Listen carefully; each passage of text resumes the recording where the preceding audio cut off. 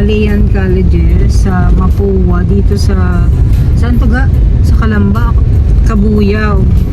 Kasi mag-inquire kami kung tignan namin kasi para sa college ng daughter namin.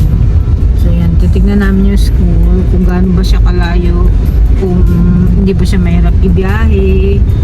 Ayun, hindi lang kami dalawa pupunta. Mag-inquire na kami, pero next year pa naman ang pasokan.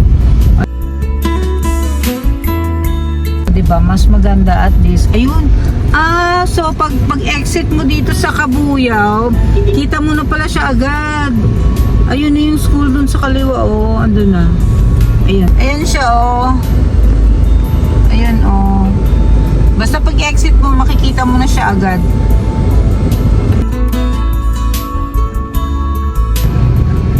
Pag-exit mo ng Cabuyao, no, pagpasok mo ng toll gate ng Cabuyao, nasa kaliwa agad yung Malayan Colleges. Makikita mo kasi malaki yung kanilang malaki yung kanilang banner.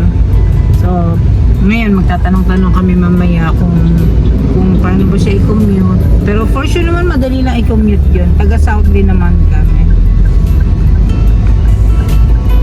So, ayan siya. Kita niyo na, oh. Oh, diba? Malayan Colleges. Malayan Colleges, Mapua.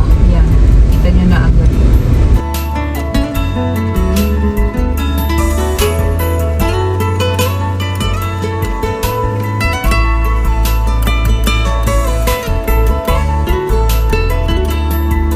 So, dito na kami.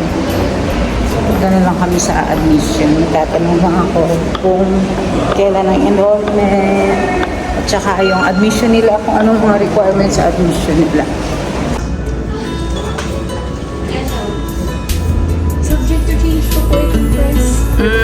Makakadali po yung participants. Okay.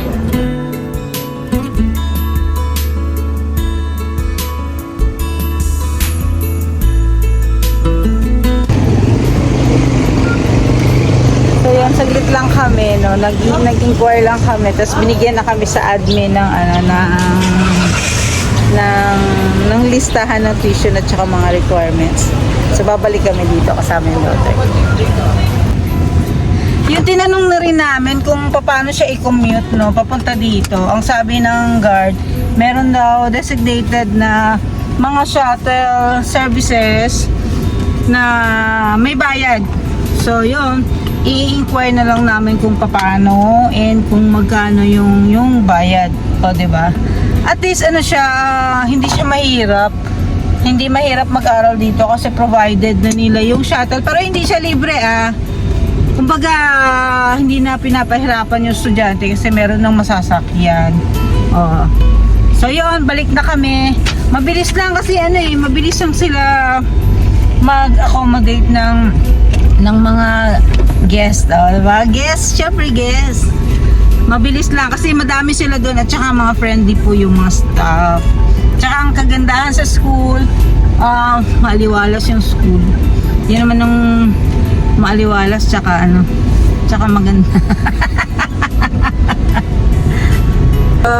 Paglabas nyo ng school, diba? Ang ganda ng matunawin. So, ayan. Malabas na kami. Madali lang siya kasi lang siya, pag exit nga, eto na agad kaliwa. Tapos pag pauwi naman, madali lang din kasi lalo paglabas yun sa toll plaza na yan, sa toll gate na yan, yun na, highway na. So, madali siyang i-commute, hindi may stuck yung mga estudyante sa traffic.